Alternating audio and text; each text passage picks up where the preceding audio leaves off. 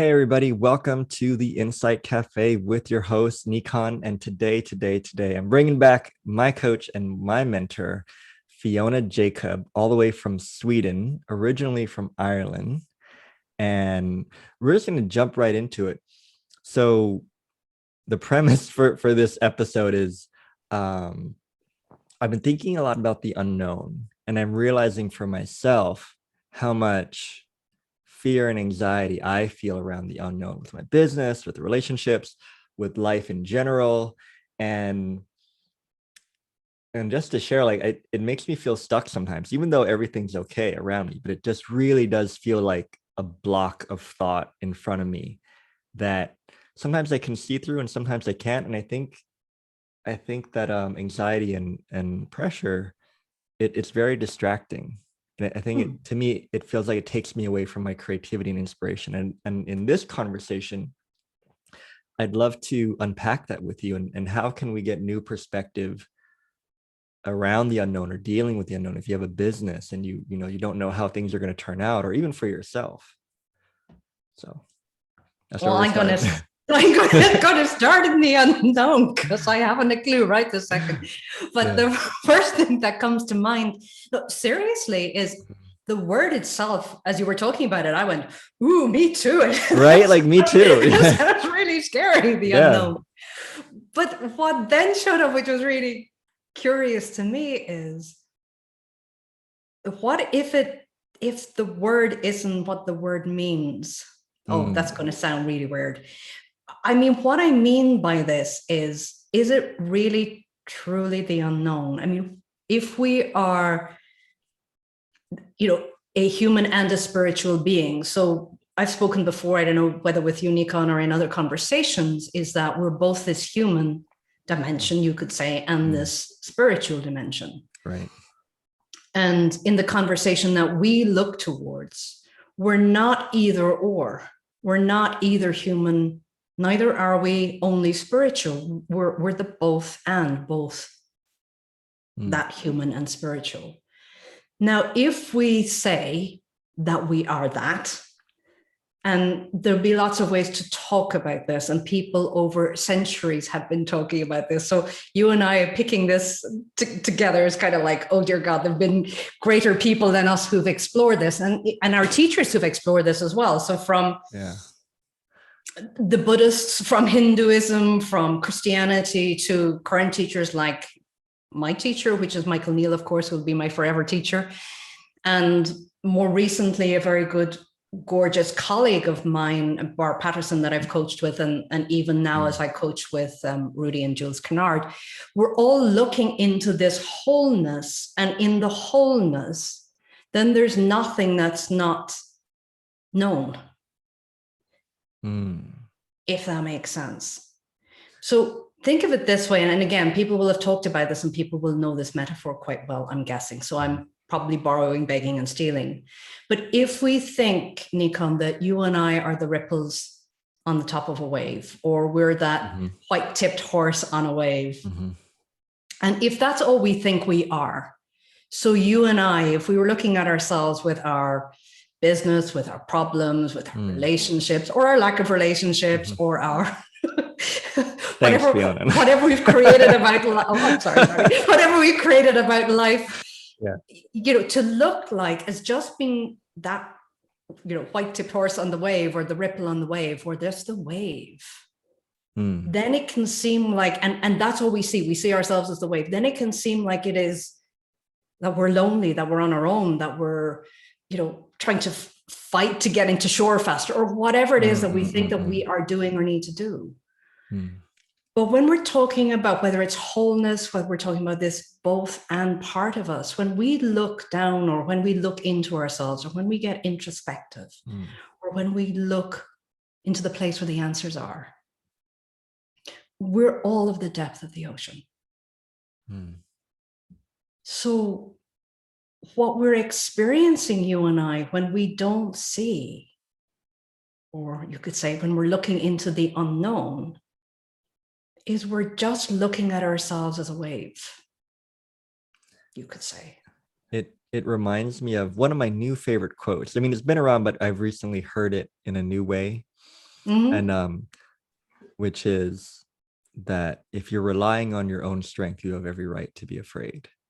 Yeah. By A Course in Miracles. So if I'm just to reflect what you were saying, it's really uncertainty and fear of the unknown really comes from, I guess, not even a misunderstanding, but maybe a forgetting of who you really are, as you're not just the tip of the wave, but you are the wave, if not the ocean, right? And as soon as you remember that, you tap back into your resourcefulness, which brings you online to your power, right? Because the wave's actually a great metaphor, because waves do have a lot of power, and they always come. And I have a quip about, we're not the first ones to look at this, but we're certainly one of the better looking ones. With you on Eat that your one, heart out, Michael Neal. I go with you on that. I'll take that. We'll take that.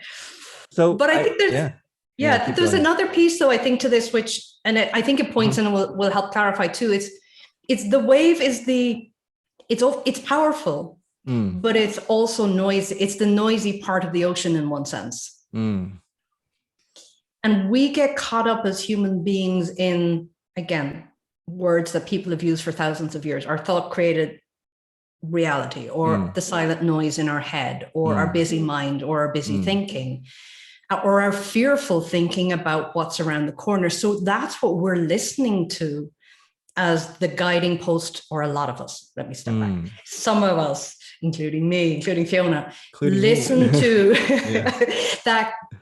that silent noise, or that what we think is the truth about how life is. Because when we listen to that, life does look scary. When we've created fear, we again we are the wave on top of the ocean. We just see that there is nothing else except what we're hearing in this moment. Now, when we go deep into ourselves, back into who we truly are, and again, many words on this. So for some people, this is conscious presence. For some people, this is real-time responsive intelligence. For some people, this is the creative power of the universe, our aliveness. When we fall back into the stillness, like we fall back into the stillness, or the ocean becomes still, the more we go deeper into it.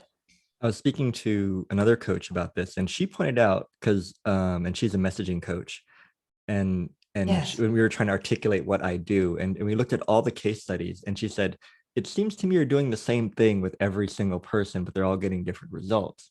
Right. And the same thing became what you just described as people touching that space within, that stillness, that resourcefulness, that creative intelligence that propels them forward, that pushes them forward and guides them. And you know what I think would be really helpful is, I wonder if you could share some of your experiences of dealing with the unknown, or facing the unknown, and what was that like for you from this perspective? Sure. I think two stories come to mind, Nikon, and we'll see if they make sense or not. See. So the Going first into the one, unknown. And look, this was a lot of times, and some of these stories I could whip out a few, and some of them are quite dramatic. I'll take a less dramatic one, shall I?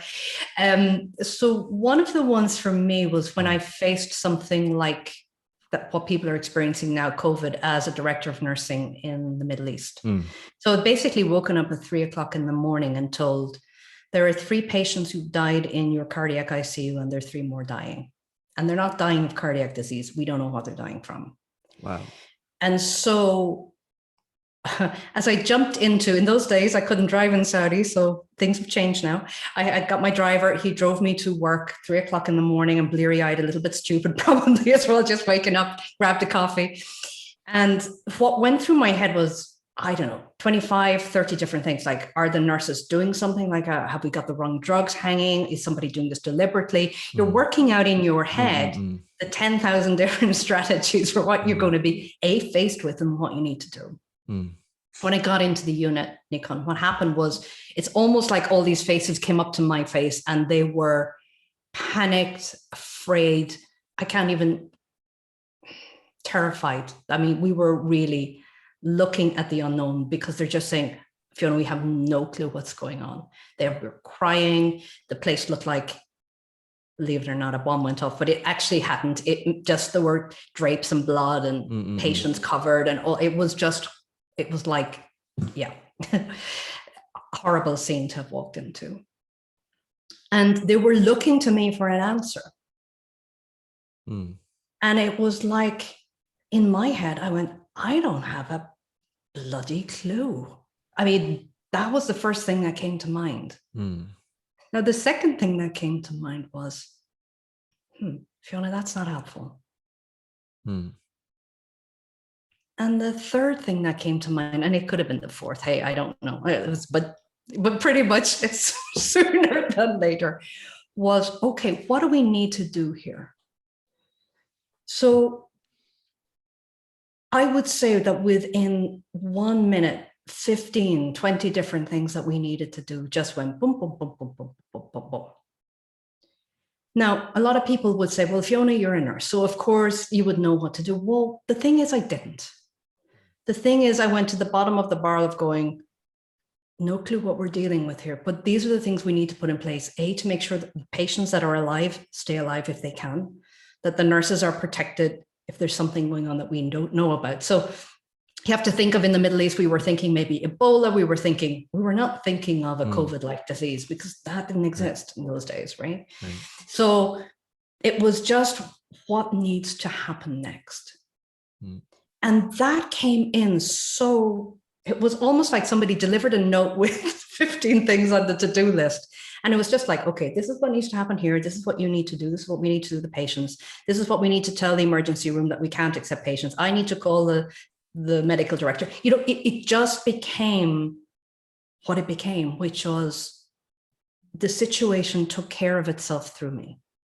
Now, I'm not going to say that I was a genius, because I was not. I was dumbfounded and like, but what allowed, I think, let me look in a minute.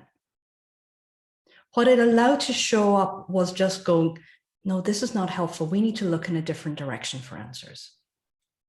I need to look in a different direction for answers. And so within 1 hour, 1 hour and a half, again, not that things didn't happen, because it actually became an escalating situation. And we did have a COVID-like situation in our own organization for 9 weeks. But it was the start of putting things into place that protected nurses. And in the end, not one nurse or one physician died in that whole scenario. So I credit not my medical nursing knowledge that I've had for 25 years. Yes, some of that comes in as a resource, but it was like looking into this empty space from a quiet mind, from a place of stillness, saying, help me, because I don't have any ideas here. In the midst of chaos. And just to give perspective, it wasn't, we have time to think about this. Like, if people are dying and are going to die if nothing is done. So it's really the worst case scenario to look into the unknown. Right. And you think it's a waste of time in that sense. It's like, come on, you need answers, come on. But it's like, in that situation, what needed was almost like, I'm going to say it's a download, but that's a really weird way of saying it. It's just like, this one needs to happen. Now, if I'd had to sit there and brainstorm for 15 minutes, it was not going to happen as quickly as that. So that was one example, Nikon. And the second one is a bit more personal, because it's a coaching one.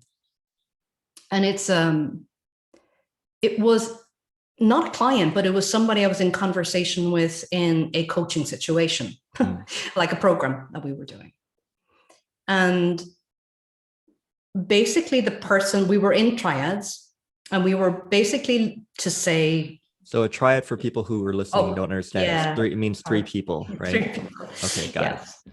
And so we each had a person that we were going to give a gift to. That was basically the request of that time together. And so one of the people in the room, the person I was meant to give the gift to, spoke for about 5 minutes.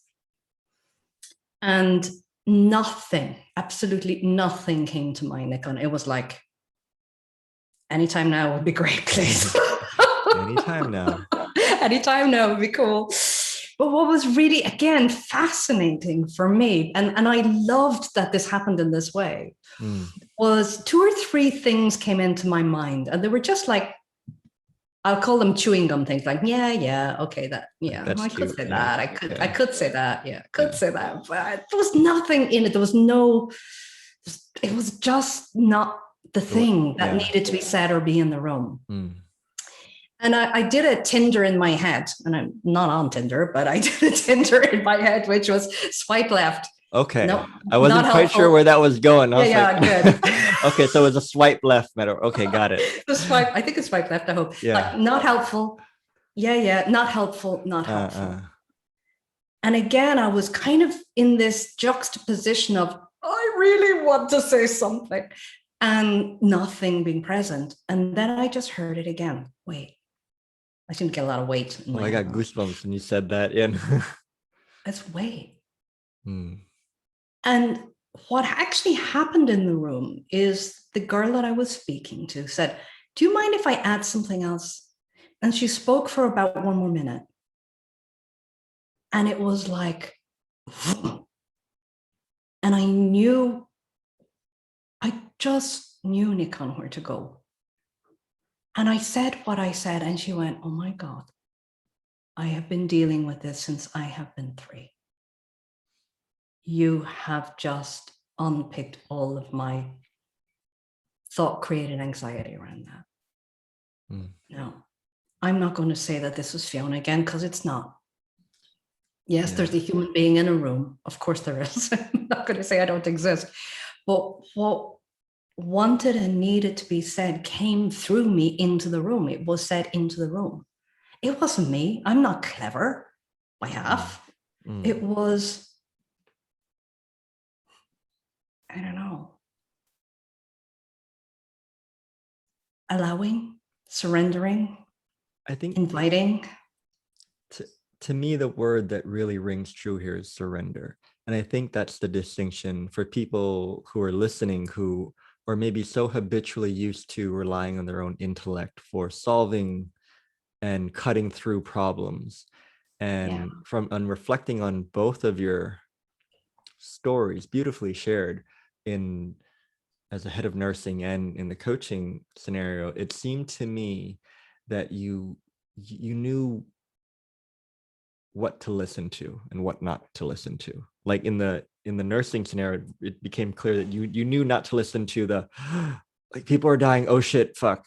And you knew enough to, well, let's see what else comes through. And the coaching scenario, it felt like you paid attention to that voice of wait.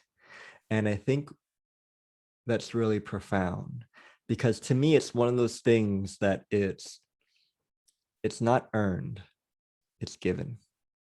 That makes sense. Like, tell me more about the earned not given. I love it. Right, I think I know, but I don't I want think to we're onto pretend. something here. I told you we're the better looking people. to me I think we laugh a lot too, so I know. To me there's, I think earned not given, it comes from, okay, that's new. I think it comes from a deep premise, perhaps in the world of achieving things. It's you have to do something to earn it. Like Fiona had to go spend 10 years in Tibet to earn this ability. She had to go meditate for 3 hours a day to earn it. And what's becoming very clear to me is that it was given. Like it comes with the package. And it's just that maybe no one's really, until now, no one's really said, hey, it's over, like that present that you were born with, it's over there in the corner. And if I may reflect, sure. I think in to me that's something become really clear. This voice isn't something, or the quiet place, we'll call it the quiet place, right? The quiet voice, the still voice within. It doesn't seem, it's not earned, it's not something I can use like a tool. To me, it's becoming more and more of a relationship. And we could expand on that too, because in the nature of a relationship, if you still demand to be independent from it, you're not really fully giving yourself to this voice and to this wisdom. And so of course the unknown is terrifying. And in reflecting in your stories, it really does feel like your relationship with wisdom is very intimate.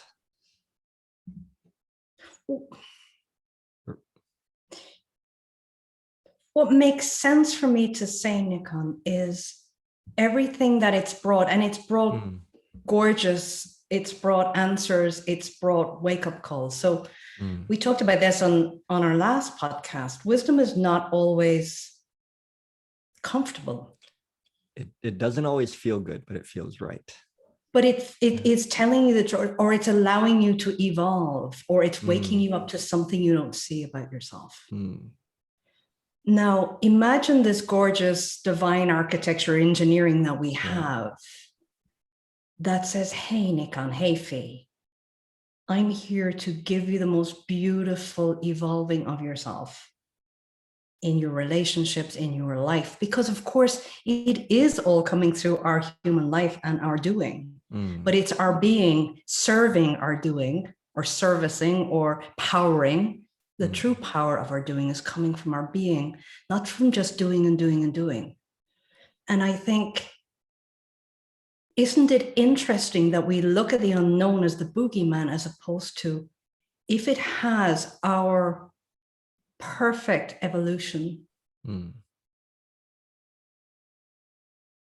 holding our perfect evolution in its aliveness, in its showing upness in our life, in our world, mm, then yeah, from time to time we can get a little scared, but we don't mm, need to. Because the mm, scaredness, again, is just a little ripple on the wave going, I'm here alone. And the ocean is holding you. mm, The whole depth of it, the whole breadth of it. And again, metaphorically, when we think that we're only that small piece, it's, I've got to do this on my own. Or I don't know if I'm the only one out here that's going towards shore. I mean, I need to push and power it myself. Well, what we're saying, what you're saying, what I'm saying is, no, you have true power behind you, unstoppable power behind you, not only in your evolving, but also in your doing, also mm, showing up in the world. mm, But it's just a different source of power than we're used to. mm. Because we're used to kind of getting on the bicycle and, cycling Pedaling, really, really hard, right? like pedal faster. And we're going, no, this is the energy of life, the aliveness of life, the Mm, conscious presence of life, which is impersonal, but coming to you personally, powering you. I would like you to speak to something to add on to with that thread is something our mutual mentor Sure. Michael said. He said that sometimes you need to let life catch up to you. Hmm. And I think to me what that relates to what you're saying is how almost like our traditional intellectual power, it feels really snappy and like it like happens in quick bursts and things are happen, but it's super tiring and super like burnout-y.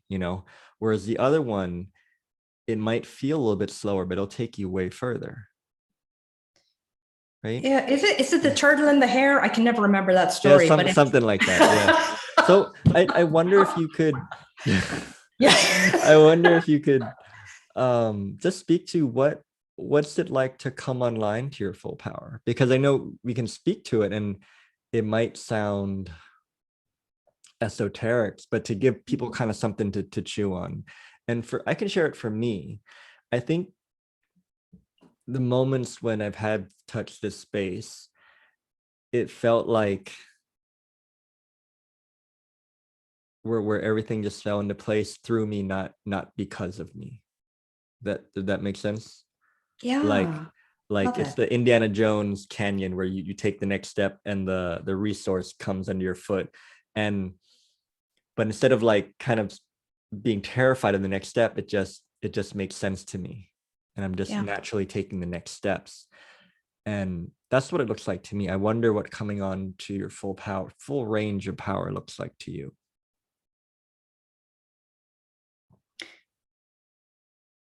So I'm going to be super honest here, Nikon, and say there are parts of my life and parts of my days where I'm not on full power, because I think Me too. that's kind of natural and, Yeah. well, that's kind of normal. But when I'm on power, my experience of life is just that it flows and it Mm, carries me, and I mm, can go wee Right. Okay, I show up to my desk, or I show up to a coaching call, or I Right. show up to a piece of paper, because I think where it's starting to really show, and it shows up in my coaching all the time, which is Right. cool. And Yeah. cool because that's what I love to do, and Yeah. so great that it shows up there. But You're really good at some, it. thank you, sweet. But where it's really showing up, and this is, I love this. I would never have dreamt of this in the whole of my life. Mm. I would never consider myself a writer. That's never. And what's showing up now as I start to write, and a lot of it is not out there in the world yet, and there's a reason for that, but don't worry, coming soon. But when I now allow the power of me on the page, oh dear God, I don't write. Words write. Words land on the page. Words are said.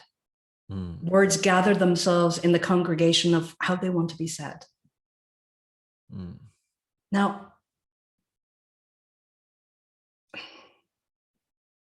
I could sit and chew my pen for 4 hours in my, oh my God, I need to write space, because I can do that too, like anybody else. But when the words come to me as they do from this power, and I write or speak them, the world stops and listens. Now, again, all I'm saying, Nikon, is none of that organizing is me. Right. I put myself in as the vessel, you could say, maybe, or the conduit, or the human sack of bones and blood that I am. And I just go, again, we're back to surrender, or use me, or show up in me and let me say what needs to be said. It seems like to me, it's almost like learning a language, right? I don't know if you watched the movie Arrival. You ever watched the movie Arrival? I'm not sure. It's about an alien ship that comes to Earth, and they try to communicate with humans. So they hire a language specialist to try and communicate with the aliens, and there's symbols, and the lady's trying to decode everything. Right. And there's a theory. They talk about how different languages make you relate to reality in different ways. Right. And for example, in the alien language, they relate to time differently. Time isn't linear. So Cool. their relationship with time is different. And as the lady is learning the language, her relationship with time starts to change. She starts having seeing into the future and prophecy because of the relationship with time. Yes. And that's what this feels like to me. The more we learn this language of surrendering, of really seeing what you have going for you, your relationship to your life starts to shift. And that's what it feels like, almost. And the way you described it as showing up and surrendering and allowing things to work through you. And that's very different, I guess, to me before, or maybe even to you before. You'd be like, you would roll up your sleeves the moment you saw a problem, or you would tap into your database of information. Right. And to me, it feels a lot simpler and way more easier. So to bring it home, in looking at the unknown, it's the unknown doesn't change because it doesn't really exist, really, except in our thinking. But our relationship to that thinking changes. Right. And there's something about when we get quiet and still, Nikon, too. And people have been talking about quiet, stillness, space. Yeah. Again, we can't articulate the perfect words around this, but when we look into our own hearts, into our own souls, into ourselves, into this space, there's sometimes we just know the unknowable. Yeah. Because it is an already known space. If it's the field of consciousness that we're talking about, or the field of information, or the field of grace, or all of consciousness, right. if we exist in it, but you could say it exists within us too, in some ways, right? Yeah. And everything is known in this field, because in this field, there's no time.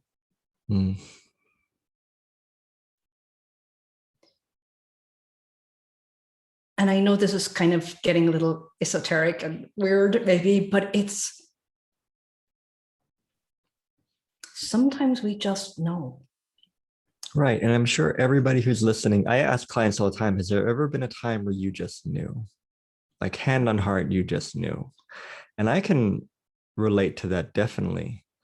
And I've gotten insecure about what I've known because I'm like, do I really know? Because I started questioning the knowing, right? Is that true? Like, I don't have any proof because that's the Yeah. language thing, right? It's the new language. Yeah. Like, I know that I know, but then I start getting weird about it. But how do I know? Do I know? Do I have any proof to back it up? And life's just like, you just know. You're right. I love it. Perfect. Perfect. That Right. is beautiful.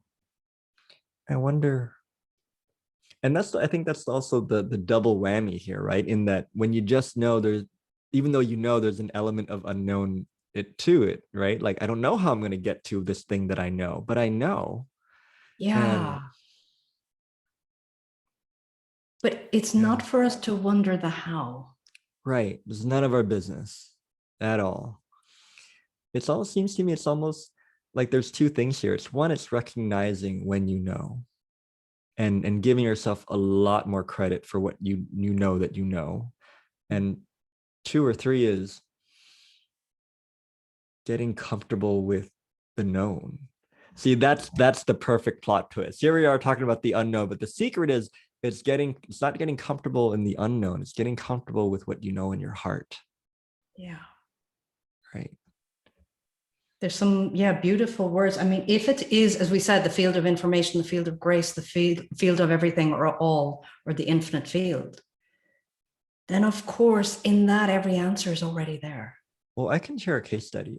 Shout out to Eleanor, my position messaging coach, and her story is she's an Hey, online. Eleanor. Hey, Eleanor, she's an online consultant, and she works with helping entrepreneurs and consultants get really clear on what they're offering, what they're not. Because I think when you're deep in it, it's really hard to articulate in a way where other people can say, "Oh, I get that, and I'll buy it." And her Yeah. story is she tried everything. She tried all these courses and hired all these people and nothing was working. And she said that she surrendered and she prayed. Hmm. She prayed and she was like, God, I'm done. Like, I don't know what else to do. And then Yeah. it just occurred to her to, instead of getting fancy with what she was offering, just tell people what she had to sell. And that Hmm. was her epiphany. And Beautiful. in every, in this podcast and everybody's story, there's always an element of surrender.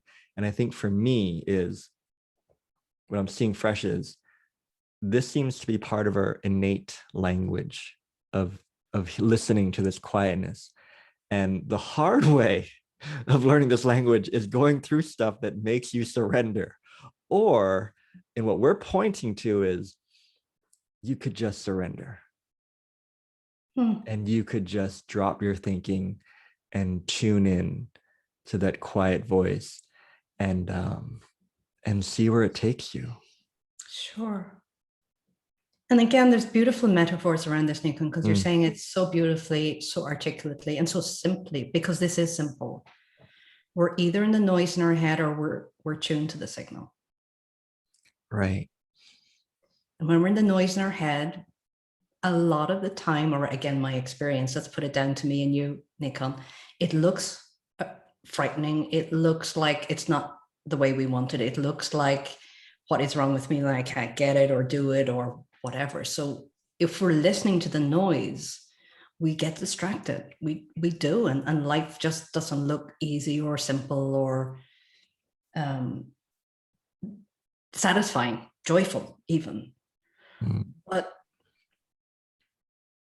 leaning in and trusting and knowing that this power and invisible hand and invisible information and aliveness is part of who we are. Trusting, waking up, looking. We just are attuned to the signal like a radio wave. We just are on station, right? Yeah. Now, that is there whether you're on station or not. So if you're Very looking for, important to notice who that. knows, Yeah. Jazz Right. FM, I don't know, whatever Yeah. your favorite radio station Jazz is. FM. Okay, Right. so if your Jazz FM is in the radio waves, whether you're tuned into it right now or not.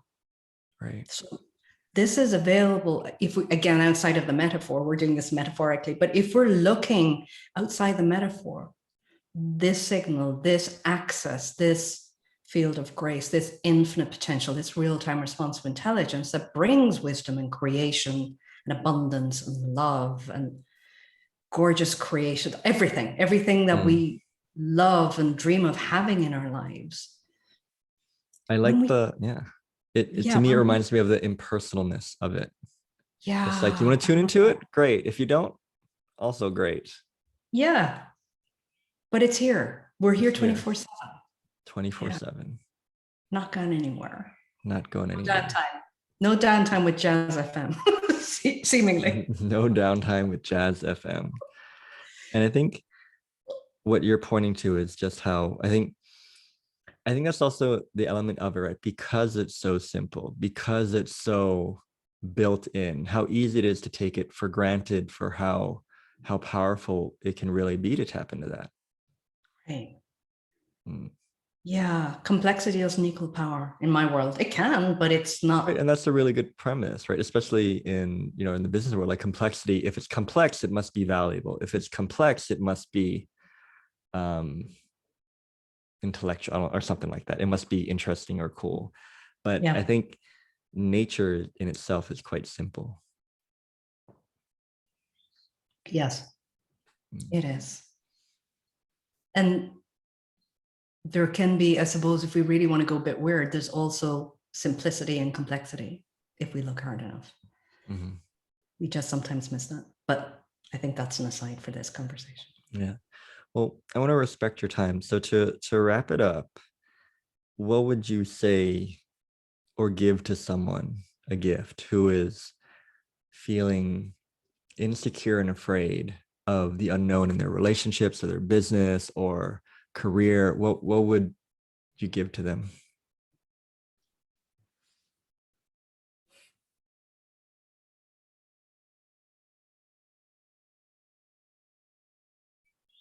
I would just simply say, look to that part of you, that impersonal part of you that you know is true.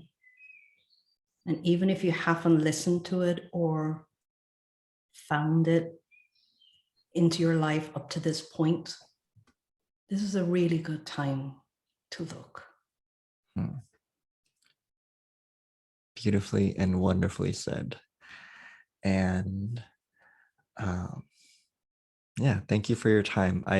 To me, my reflection is how it's so easy to get caught up in the unknown, and how helpful it is to have someone like you to tap you on the shoulder and remind you of what you really have going for you and what you're up against, and how easier that makes life. And it makes, I think it's the difference between, like, kind of the image comes to mind, it's like driving on a really rocky road and like bumps and bruises, or sailing through turbulence with ease and grace. Yeah. Something that came to mind as you were saying that, I love that, is it's almost like, you know, when a plane takes off to do a parachute ride, you know, the people are doing free falling or jumping parachutes. To me, it's like we look out at the plane and all there is cloud. Right. And so you pull your parachute cord and you sail on down through. It's probably not a great metaphor because most people don't sail through clouds unless they're quite low. But anyway, is that we come down and suddenly we see everything. Before we saw nothing but cloud, but now we see everything. And that's just the potential in this conversation. Sometimes we just see cloud, and it just looks like it's foggy and misty and oh my God. But below that, there is everything to see. And sometimes it's just metaphorically, again, pulling that parachute cord and saying, I want to see more. I want to see my true nature. I want to see my wholeness. I want to see my both and taking that leap, but it's not really a leap because you've got your parachute. Yeah. What a wonderful feeling to have. And as they say, if you have a wonderful feeling, turn YouTube off and like, don't throw the laptop out the window, but go enjoy this beautiful feeling. And I'm going to plug Fiona. So if you want to hang out with Fiona, you can find her on LinkedIn and LinkedIn. Is there anywhere else we can hang out with you? And LinkedIn under Fiona Jacob. Absolutely. I'm terrible. Do not have a website, Nikon. You know that, right? Yeah. I haven't had a website for, I think, oh my God, 7 years.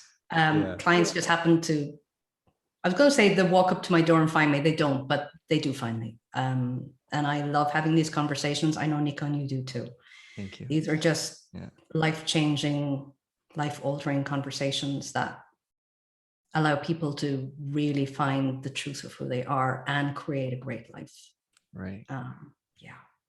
So if you want to create a great life and you want to find out the truth of who you really are, hang out with Fiona and you guys will do wonderful things together. Cool. So until next time, I will see you soon. Love you, Fiona. Bye. Love you too. Bye.